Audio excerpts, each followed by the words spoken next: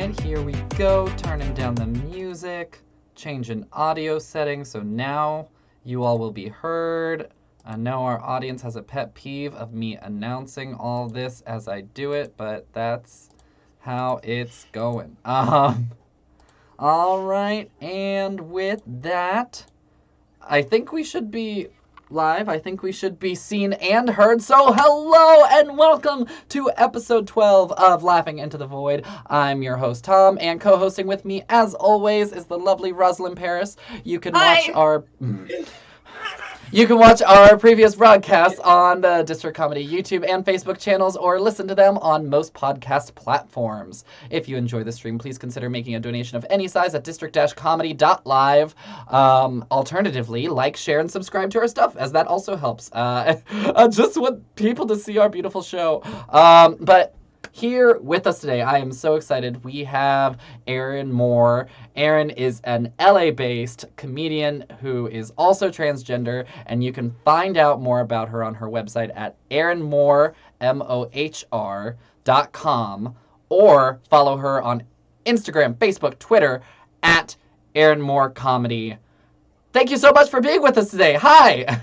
Welcome. Hey, thank you. Yeah, I'm excited to be here. Thanks for having me. We did it. We're live. The stress is out of the way. Everything's easy from this point.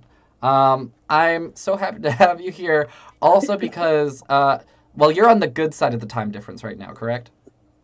Yeah, it's the sun's just setting right now. I can kind of watch it out there. Okay, beautiful. Awesome. Yeah. Then we're just going to get started. We kind of start every show the same by asking our guests, how would you describe your sense of humor to someone who has never seen you perform? I guess it's a bit silly and kind of light on the surface, but with some kind of political and biting social commentary underneath. Like a little bit about, gender politics and, queer culture and all that kind of fun stuff. All the light stuff. Yeah, yeah. Stuff everybody likes hearing, likes talking about. But I like to keep it kind of silly and light. I like wordplay. I'm not ashamed to like puns. I like puns. I don't think there's anything wrong with that. I'm a big pun fan myself, which is kind of interesting because I don't believe you have a background in the liberal arts, correct? You come from an IT background? I worked, I graduated from Kent State in Kent State University. Yeah, bang, bang. Yeah. I survived. I should get a t-shirt that says I survived Kent State. You don't look old enough to have survived, Oh. Yes. I actually know somebody, I used to be like do political protests and stuff. And so I met one of the people who got shot that day. Was it Alan something? Yes, Alan Canfora. Yes. Okay, so I had... Oh my God. This is a super side part. This is... so I had a college professor who was like a really strict far right guy in the 60s, and then Kent State happened and it like warped his whole worldview and he flipped it. And so every single year he taught a course about communications, but he always framed it around the Kent State massacre. And he had like interviewed Alan Canfor and like made us all learn all sorts of facts about it. So I can spit that stuff out off the top of my head because of you, Dr. Kane, if you're out there. if you're watching this, thanks. It came in handy. It did. That's amazing. Yeah. School. Yeah. I did Kent State psychology degree, undergrad psychology. You can't really do anything. And then I eventually ended up moving out to Seattle, started working at a startup that did video games. They did casual games. At that time, it was like casual games for women. What? Women don't play games, video games. And and then that company did really well. And eventually I left that and started doing comedy. Comedy! Cool. Awesome. Because I do want to hear a little bit more about that. Because it seems like, and correct me if I'm wrong, that, comedy has played a role in the various stages of your life. And, understanding that you're a transgender woman is part of it, but also, like, how it's related to your battle with depression and the whole sort of journey towards where you are now and like leaving the video game job and pursuing comedy as your main focus? Or was it the other way and was it that journey that then led you to comedy? Yeah, it was. Oh, there's the puppy. Sorry. It was coming out as transgender, kind of awakened the love of comedy and gave me the chutzpah, I guess. Part of it was like, I lived with this, boy persona for so long. I felt, like a depression my whole life. And then becoming unshackled from that kind of gave me I was just like, I got to do this, I got to live my life and I got to I'm just going to push hard and try to do something that I've always loved ever since I was a kid. I loved comedy. And yeah, so I really loved comedy when I was growing up. I loved Monty Python, Steve Martin, Stephen Wright. And then at some point the whole thing died. I don't know why. I never pursued it, and I don't know why. I did radio in high school. I was a DJ, and I really enjoyed that, and that kind of opened things up in high school where I was doing like assembly stuff, emceeing talent shows and things of that nature. And all that I did really well with that. But then once I left high school, I just didn't pursue it until I came out as transgender. And I was like, oh yeah. I watched I'm sorry to say this, I watched the Marvelous Miss Maisel. Oh, I don't think there's anything wrong with that. I think that show kind of is geared towards, glamorizing the life of a comedian. So I think it's natural to have that be a factor. Would you say that other than Miss Maisel, was there any defining event maybe that was oh, comedy? No, I swear to God, it was I was watching that show. And there was one of the early episodes where Joel was doing a bit on stage, and it was Bob Newhart, and I was like, "What? This is Bob Newhart!" I knew the bit, and I was like, "Oh yeah, uh-oh." No, this is a foster cat. This isn't a homicidal one. That's good. I knew the bit, and I was like, oh yeah, that's right. I used to just freaking love comedy. I used to be a comedy nerd, and that was like, oh yeah. And then there was all, in Miss Maisel, you see kind of how the sausage is made. And I was like, I want to take a comedy class. And then I took a comedy class in Seattle, and I loved it. I loved it.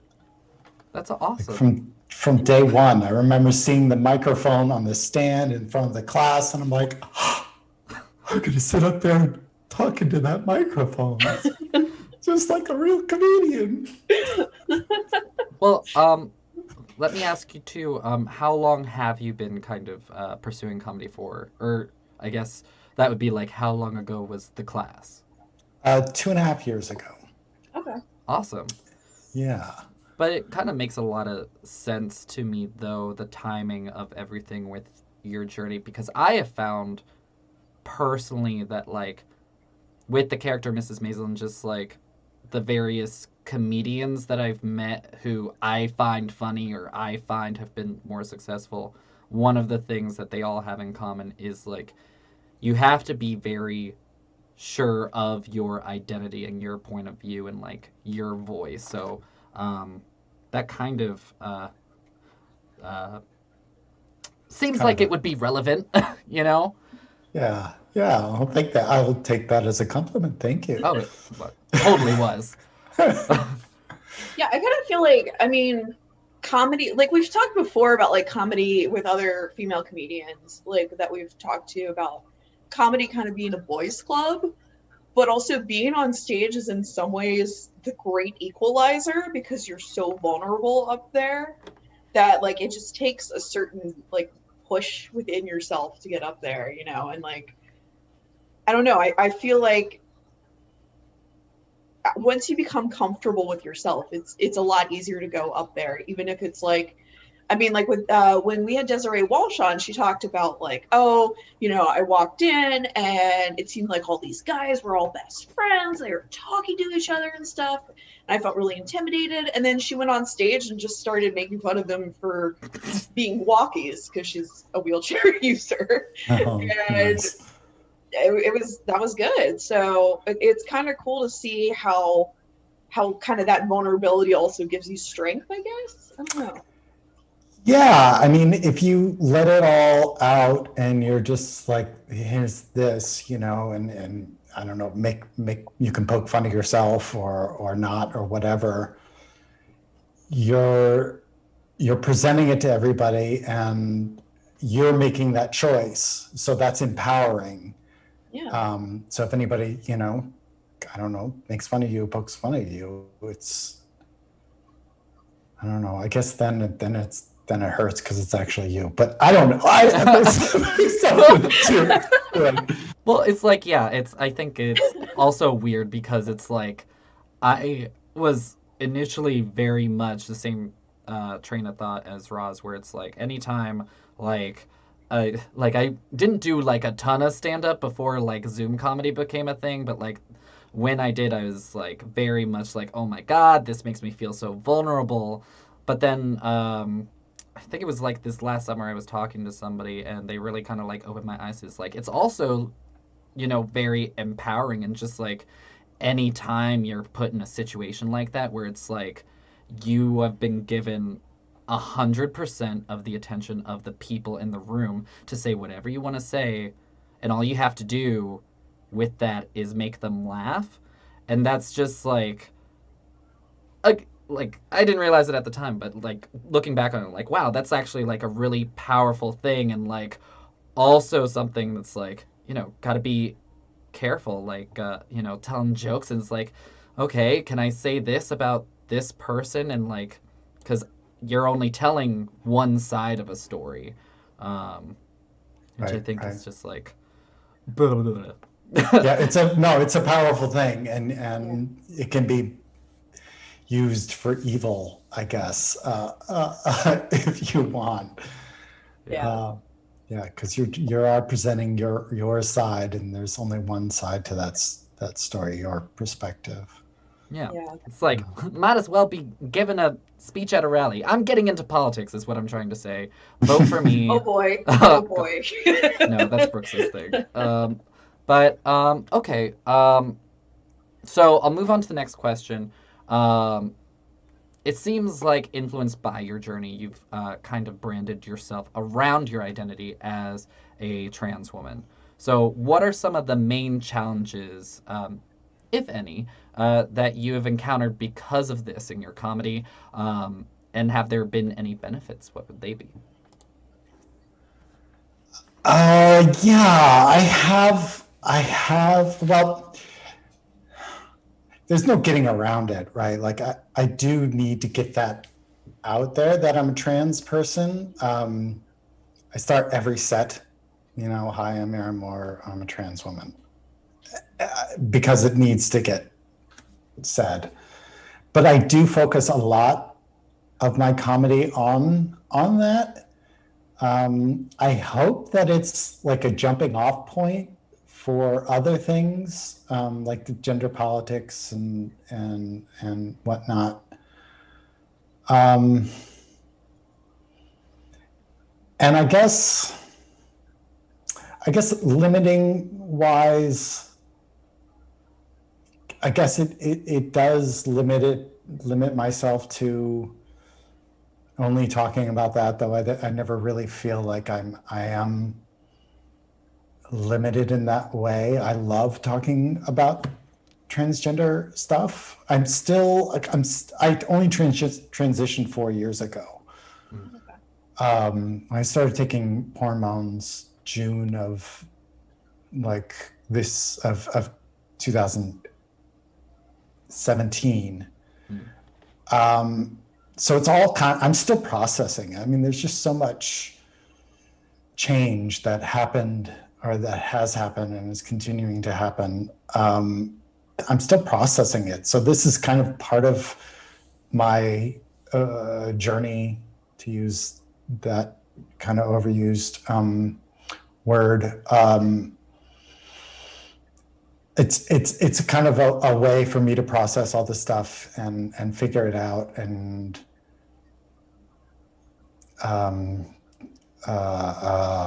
understand it better and internalize it too, because I'm still internalizing even 4 years later. I surprise myself a lot when I get to the end of the day. I'm like, you know what? I never even thought about being trans once today. It's like, it's constant. It's like always around me. And I have had people, I had a producer, a booker, producer type person tell me that, the trans thing is kind of done. Tell that's how many trans people in the world? We don't even know.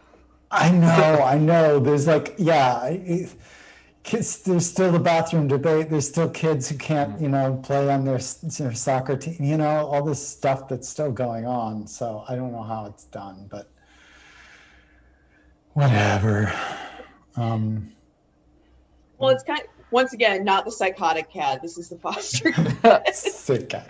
Well, it's kind of interesting because when you say like Mrs. Maisel was kind of your muse into like stepping into the world of comedy, it sounds like you mirror a lot of the emotions that I think that show tries to convey with like the, like I don't truly 100% process like what I'm thinking and what I'm going through until I'm like on stage, and then I have time.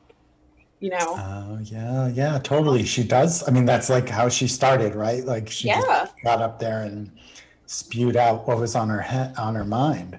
Yeah. Kind of interesting parallel there. I like that. Thank you, Roz. Yeah. Yeah. Totally. Good. Yeah. Awesome. It's good. I know there's a lot of trans comics that just like, I don't want to talk about trans stuff. And it's probably, it's fine. And they're probably further along than I am, maybe. You can't compare yourself to other people. It's a losing game. Well, and I think it's just like with anything else, it's like something that is really like about you that you're presenting to an audience, which is, I think, why, at least from the clips I saw, it seems to be like very well received, because I think that so much of comedy is just, really what we're doing on stage is like, I'm going to be friends with this audience for however long my set is. And one of the best ways to do that is just like what we've been saying as far as like putting yourself out there and just being very quickly like, oh, there goes my camera. Like, this is my deal. Like, let me tell you about some trippy dippy comedy stuff. Very, very. This is also great because, and I've gotten this comment from some people who listen to the podcast, but I really have to be careful and make sure I describe these moments that are visual for those listening. My camera went blurry for a second, and we're back. Go. But okay, awesome. Yeah. And then kind of like jumping off of that, and Roz kind of mentioned this a little bit in reference with our interview with Desiree before, but the comedy scene is kind of infamous for being dominated by cis straight white men. Yeah. But with everything at the pandemic, how do you feel the trend towards virtual comedy has affected this? Do you feel like reception in a virtual environment versus a live one has been better, worse? Definitely better. It feels like the ratio has. I would even say it's flipped. From my experience, it feels like there's is a lot more, um, you know, female comedians and not we'll just say non-cis male comedians. It feels like a lot of cis male comedians have just kind of haven't embraced Zoom as comedy as much as everybody else. Um, that's kind of been my experience. What do you guys I think? mean, I think it's definitely a lot of what you said. I think that it's, you know, there's a lot of things as far as like there's two sides to this as with anything, but like accessibility. So we have people who either because they live in more rural areas and didn't have access to like comedy open mics before, now able to access them. But then the flip side to that is like, if you have an internet connection, which like surprisingly large parts of the country and other parts of the world don't. So it's still Right. kind of limiting in that way. Yeah. But I think that overall, it's a better ratio than what we were seeing in live venues. I feel Yeah. Um, like and I think that, I don't know, at least from what I've kind of gathered from the various female comedians that I've talked to, not just on this show, but like through, meeting them at various open mics and stuff, it's like a lot of them did express that, like, one of the things was that, as opposed to a live mic, when someone's being a shitty asshole, you can just close your laptop or turn off your camera or whatever, and just like the real threat sometimes of like just physical violence. Because like of course like some of these bars are like a little bit seedy or whatever. So I mean, overall, I personally like prefer the Zoom stuff, if only for like my commute, and of course for like being able to hear, these more diverse voices. And I'm kind of hoping that um, it's building this online community so that when things open up again, it like translates into the real world, and then we just have like this flood of new people now doing live mics. And Yeah. I believe you are also in Displaced Comedians, and I'm like all about whenever there's that convention, like we are gonna have like a series of tables set up from all the different open mics and aw. finally Oh my meet each God. other. Yeah. Yeah. Totally. So you really embraced it once the pandemic hit? Like you said, you had done a few open mics before the pandemic, and then once the pandemic started, it seems like you're kind of like off to the races. You started your own open mic and this show and Yeah. I'm also like I'm a theater person normally. Like I work at a theater company when things are open, and this was kind of a way for me to fill that a little bit. Um, right, and right, right. also because I have to stay busy so that I don't have to be alone with my thoughts. So this is why this and many other shows happened. Oh, that feeling. No, well, Yeah. okay, But I don't know. Am I cool. totally off base, Roz? As far as like I I that mean, experience, I don't want to like be talking about like this is how women feel in comedy. So here comes my obligatory. Every episode, I have to mention that my partner owns a bar where we have Right. Monday night comedy, Yeah. open mic comedy night, and we've been before the pandemic. We're supposed to close. We were bartending every single Monday for like a few months, and I really liked bartending. Comedians surprisingly better tippers than you think they would be. Okay. Yeah. All right. Yeah. But I never got on stage because it's such a boys' club. And like, on top of being a woman, like, I have really extreme social anxiety. So, like, for me, being in front of my computer and just talking is a million times easier to perform than if I'm in front of actual people. Like, if for when Tom and I were on an improv troupe for a long time together, and for the first like year or two, I couldn't look at the audience. I just had to be like completely in the scene the whole time. My trick now is to not wear my glasses, which we talked about a few shows ago. But yeah, but also too, if I'm a woman and I want to go to just a random comedy open mic night, I'm not going unless I can get a friend.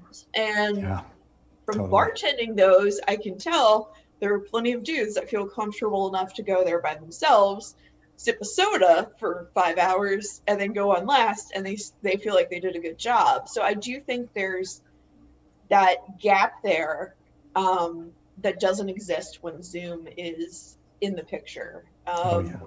Yeah, and it's a personal challenge for me. Like, when the pandemic's over and, it's time to start doing live stuff again, it's going to take me some time to adjust doing live stuff again, definitely.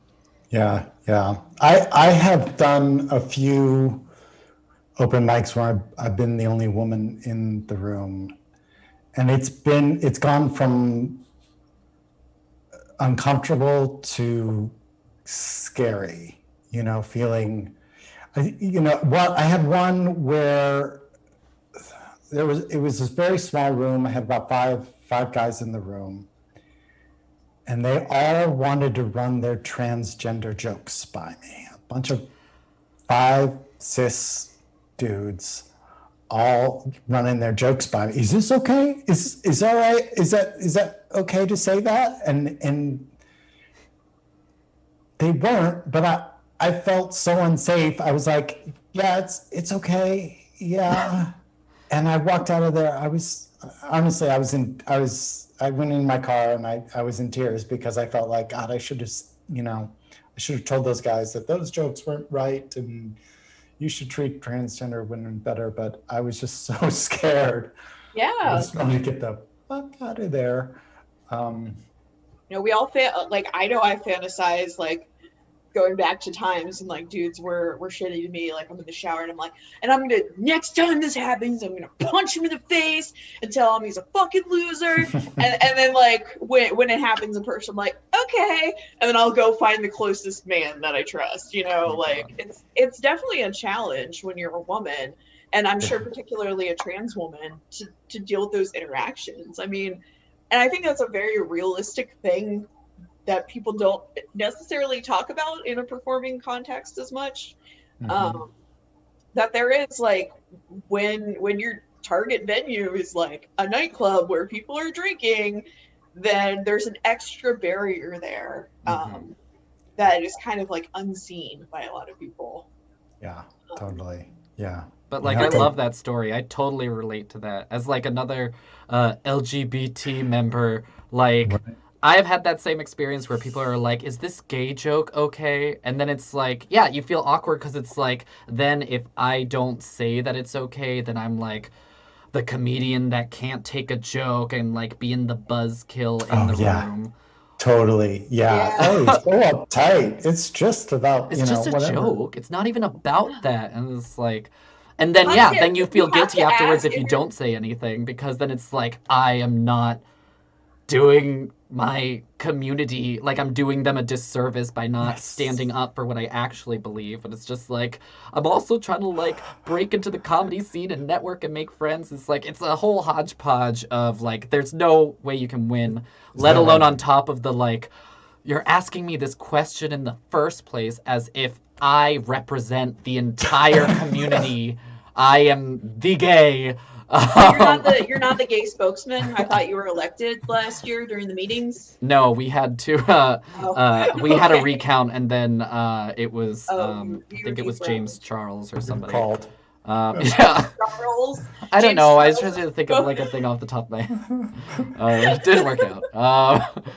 But yeah, Um, so I appreciate you telling that story because it's also like I feel yeah, like because I've surrounded myself so much with comedians and like for the most part the majority of them are still like cis straight white men and then like I don't have like a lot of that at work either. So I also get stuck in a rut of like where I think that these are all things that only happen to me and it's like my specific experience. So I appreciate you sharing that.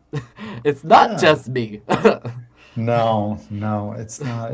Yeah, it puts us in just such a terrible position. Yeah. Great. yeah. I would take a sip of my water, but right now I It's only have fun. 2 hot, spicy chicken sandwiches from McDonald's, and I can't take a sip of those. So we'll just go on to the next one. I will say though, as the partner of someone who runs a club where they have comedy night, the sexiest thing I've ever seen my boyfriend do is kick someone out for telling a trans joke because he had trans staff like working there that night. He just went up and was like, "Get the fuck out of here!" And I was like, Yeah.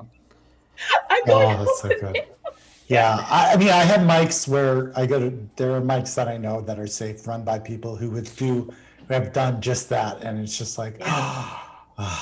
you're It, so, it's a sigh of relief for sure. yeah. And it's Um, definitely something like as if someone who's experiencing some of these things is watching, if you start to to know more comedians, they can give you tips about which mics to go to and which mics to avoid if you're feeling uncomfortable.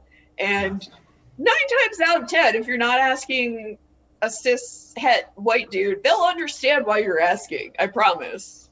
yeah. Oh, totally. Yeah. Yeah, there are safe. LA. We've got tons of open mics, but there are good ones and there are bad ones.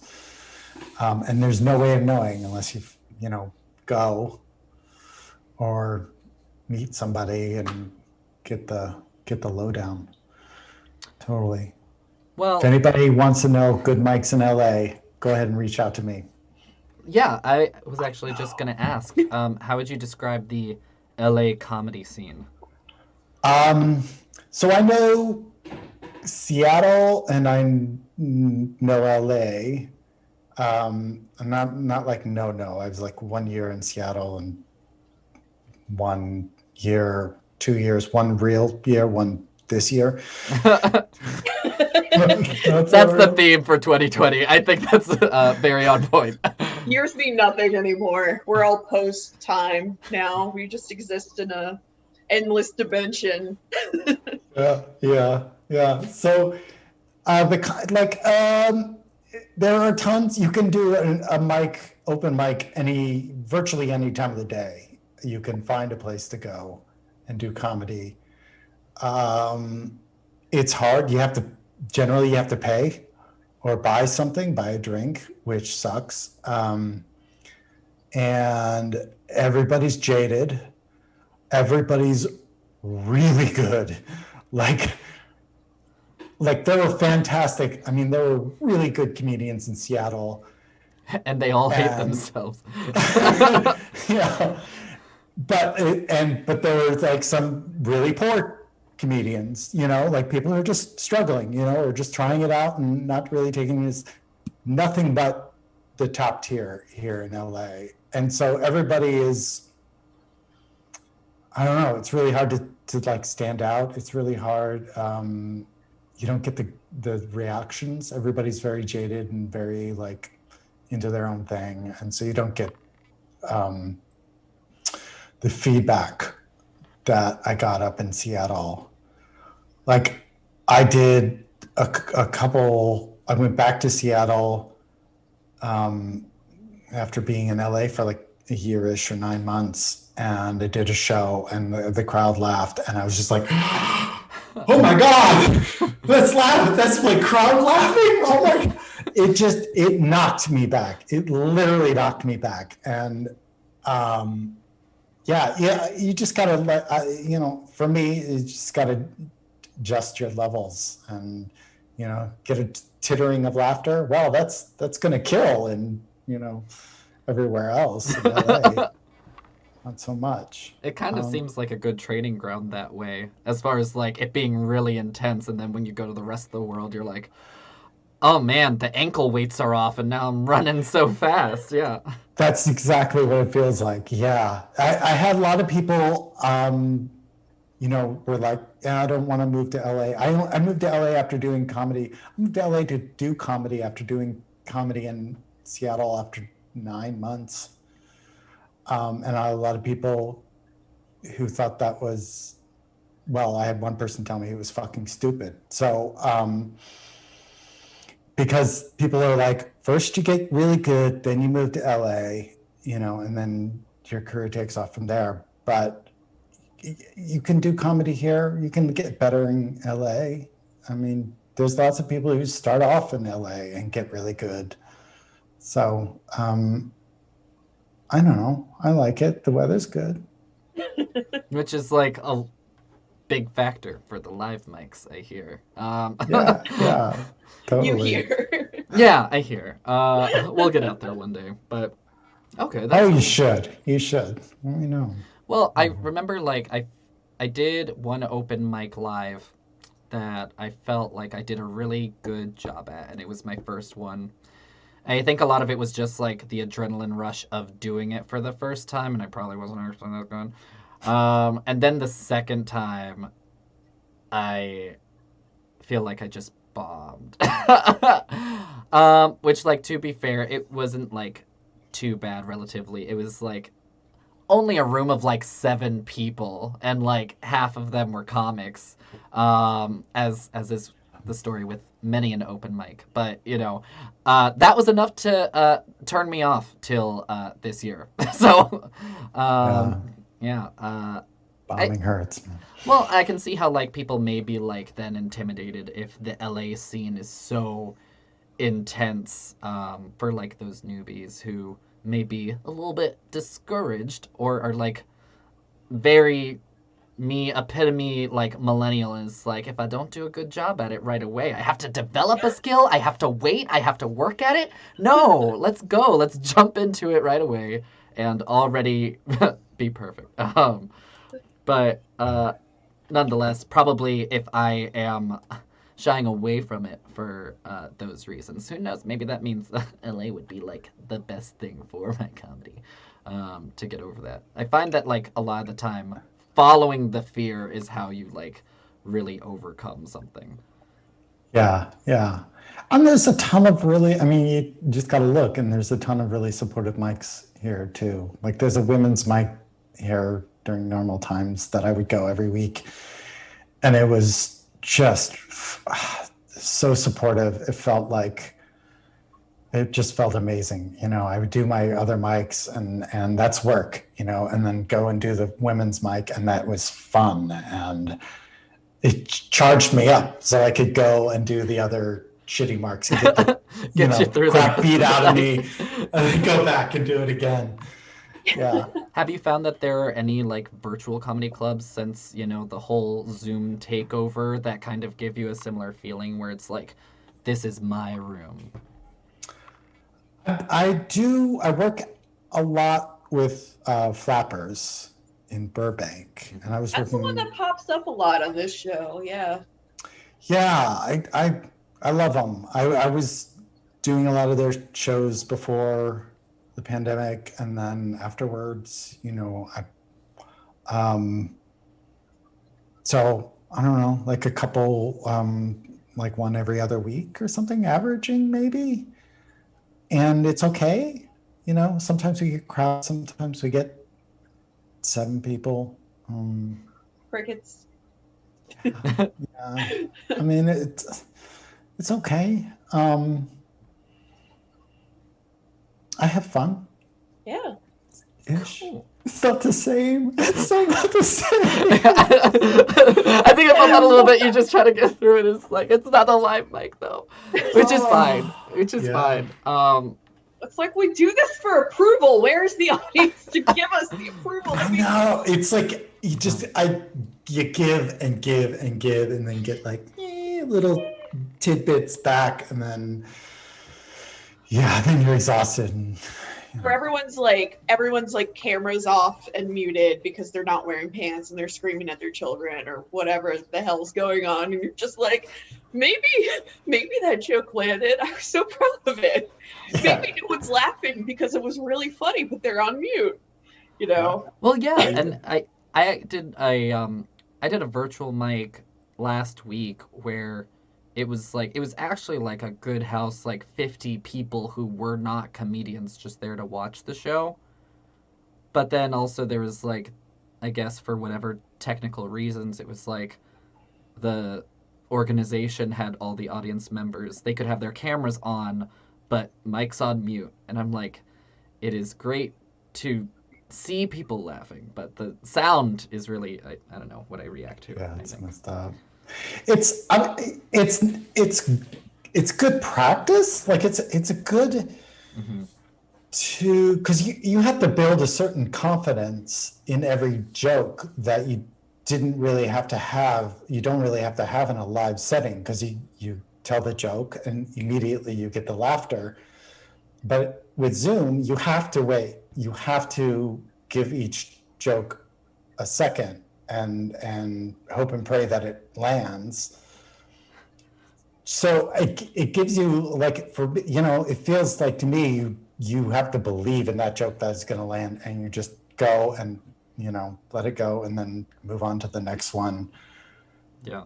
I almost Yeah. like I've been thinking of my sets a little bit more like I'm going to do this comedic monologue. And it because otherwise also on the other side of it, if I'm in a room and I'm surprised and there is like laughter in a very engaged audience, then I'd like will get thrown off because I'm like, oh, I wasn't expecting that. So I think like just practicing as if every single joke is going to be met with silence, maybe like another type of ankle weight that then when I have an actual reactive audience, it will be that much more effective, Yeah, hopefully. yeah. Or I've been practicing all these jokes to silence and I will be met with silence. In either case, I will be prepared. Yeah, yeah. I always, like the go. I always, I'll laugh at my own. If I get told the crickets, I'm just like, Well, I still like my funny. joke. Yeah. I Yeah, still think I'm funny. yeah, yeah. I think, honestly, I mean, Tom and I were in the same improv troupe for like 7 years. And I mean, especially for me as someone with like, I can't stress this enough, severe anxiety, like I probably took away more from the really legendarily bad shows where like no one laughed and the audience was just like that the whole time. Mhm. Because I was like, first of all, there's a bar I can compare it to. So I could be like, well, that show sucked, but it wasn't as bad as that show, Yeah. But also like you realize that you can perform your way through it even if it's like tanking and you're shitting the bed. And I think that's something that's really important to remember is like Yeah, you can just push through it. It's gonna suck. You're probably gonna go home and maybe cry a little, but it's fine. Eat your ice cream, wake up tomorrow and go to another mic. It'll be better. You know?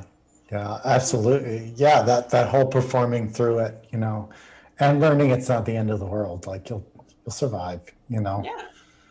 Um, and it teaches you to take chances. Yeah. Yeah. Um, on that a little bit, I did also want to ask you. So one of the things that I've seen and I love about your comedy is your ability to remain relatable while representing a view that's less represented, and it's one of the powerful abilities of comedy to frame things so that people can like actually have a conversation about it. So how do you kind of go about creating that relationship with an audience? And if you have any advice for comics who are trying to um, kind of create that strong voice for themselves, how do you find that? I don't know. How do you figure out who you are as a person? I don't know. I think part of it might be, being vulnerable and kind of presenting. And I think we touched on this, or you touched on this earlier, just letting it all hang out, and presenting yourself as much as possible.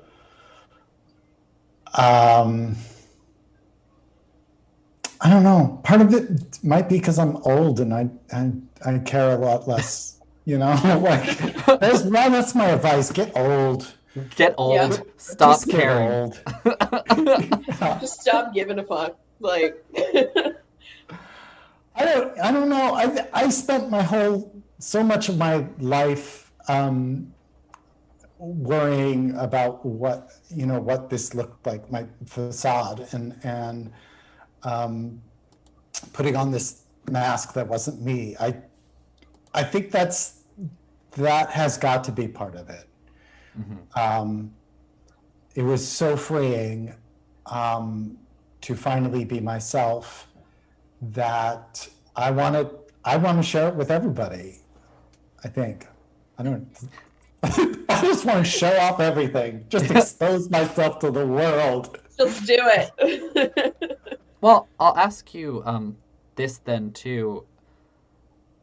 How like you balance, and maybe I don't know, have all the answers for me, Erin. That's what I want. Well, I think it's interesting because I think vulnerability is always so much a huge part of the conversation of like doing comedy effectively.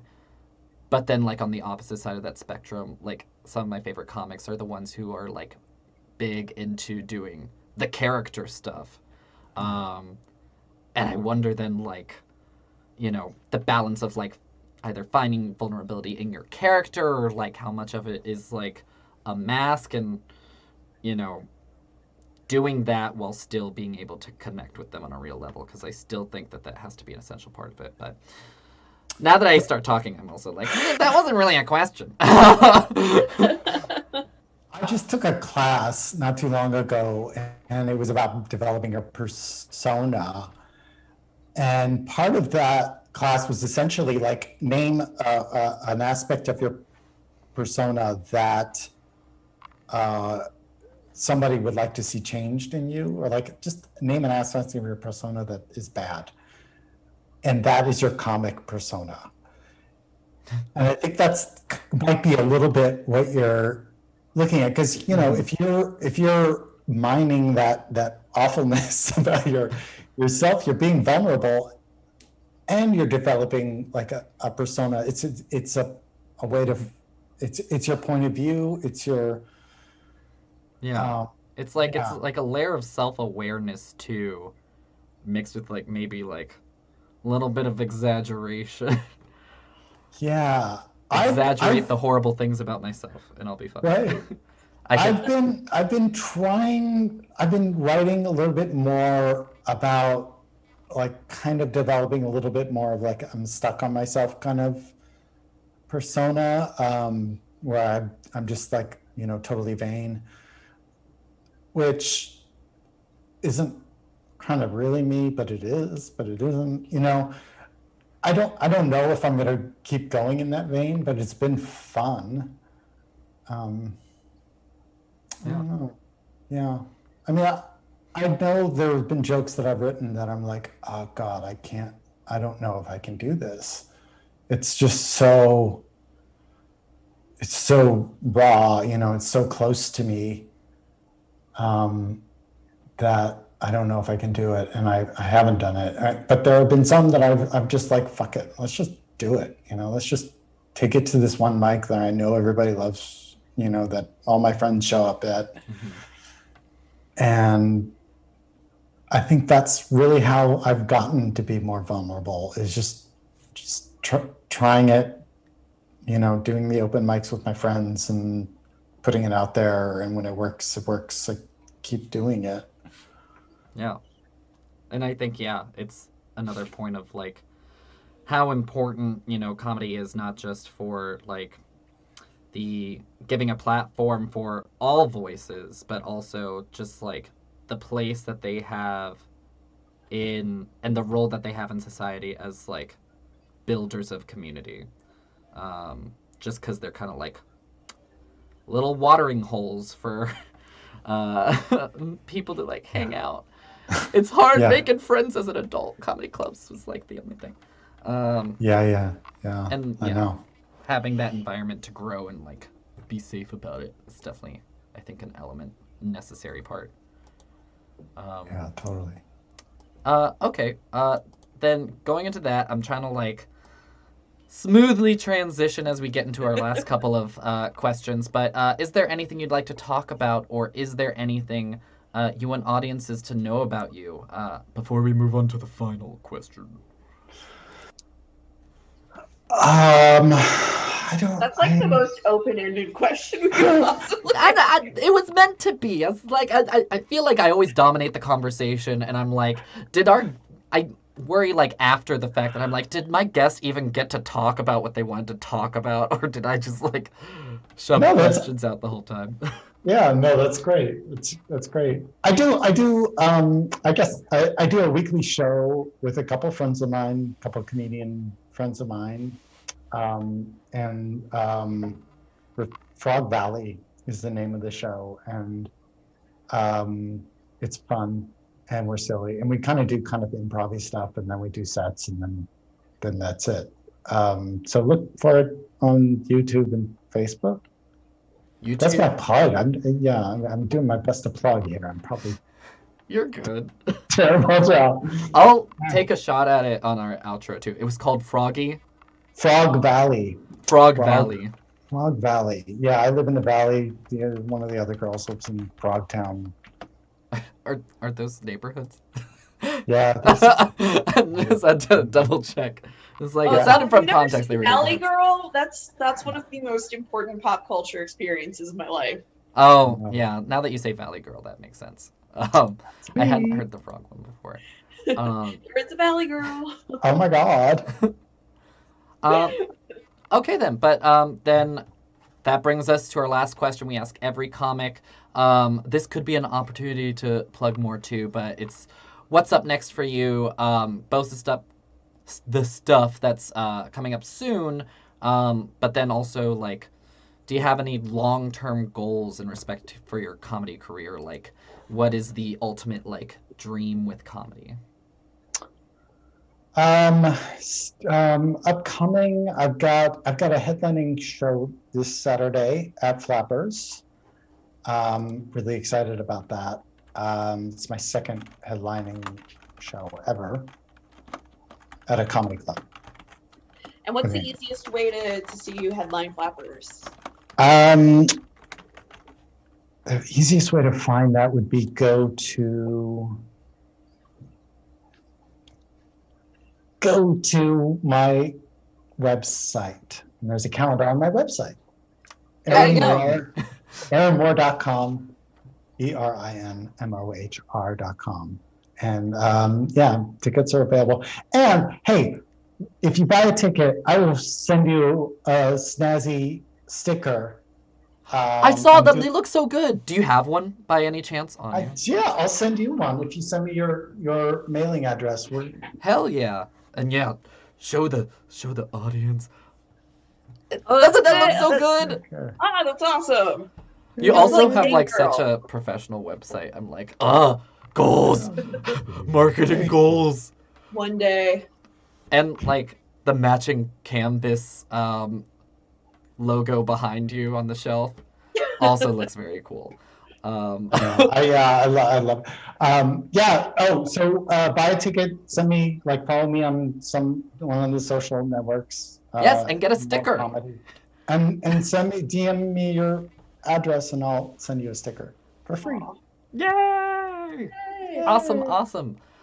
With that, I'm gonna take us out and try and remember a little reminder for some of the things you said. But that's pretty much all the time we have for today. So I want to thank you, Erin, for being such a great guest and hanging out with us. You can follow her on Instagram, Facebook, and Twitter at Erin Mohr Comedy. That's ERIN Mohr comedy, as well as visit her website at erinmohr.com, also ERNMOHR. It'd be really weird if you like switched it up between. That would probably not be the best move. Pretty bad from a branding standpoint.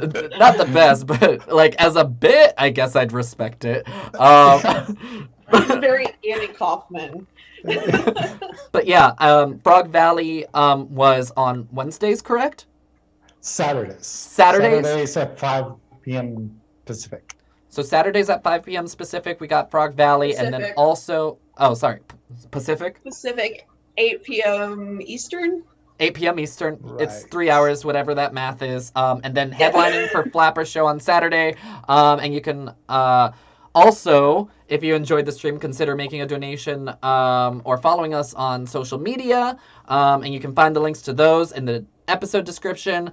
Thank you, of course, Roz, as always, for being a co-host. And tune in next week. We are going to be bringing it back local, kind of, at least to my area. And we're going to interview DC-based comedian Casey Hackett. So that's it. Have a great night, everybody. Bye. Thanks for tuning in.